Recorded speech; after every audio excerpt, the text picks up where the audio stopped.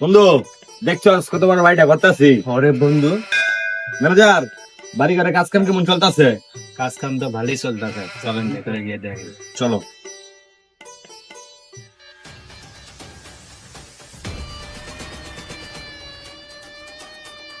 Manager, কাম কাজ কি ঠিক মতো চলতেছে সবকিছু? চলতেছে। চলো দেখি কি কাজ কাজ করতেছো।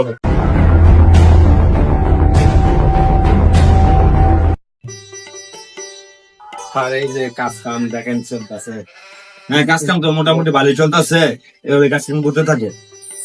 ঠিক আছে, কি কি লাগে জানাবো আমার। আচ্ছা, আমি সাথে সাথে পাঠাই দিন, ঠিক আছে? আসেন।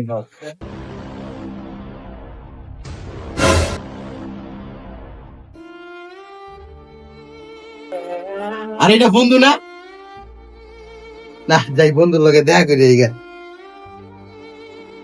রে বন্ধু, তুই এত বড় লোক হয়ে গেছিস গা। আর আমি তোর কলেজের ফ্রেন্ড বেটা, জীবন চিনস না আমারে?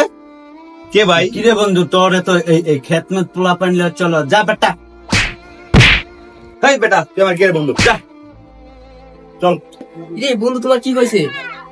বন্ধু এইভাবে তুমি মাটিতে পড়ে আছো কেন? সমস্যা কি? তোমাকে কে কি করছে?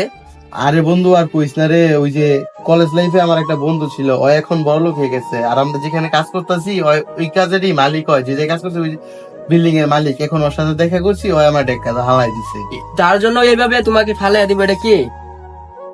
বন্ধু, তুমি আমার ছোটবেলার বন্ধু ছিল, এইভাবে তো ঠিক হয় না কাজটা করা। আর কিছু করা নাই, আমরা মধ্যবিত্ত পরিবারের সন্তান এবং মধ্যবিত্ত পরিবারের সবকিছু আমরা মাইনাসে নিয়ে চলতে হবে, কারণ ওরা বড় লোক, কিছুই করার নাই বন্ধু।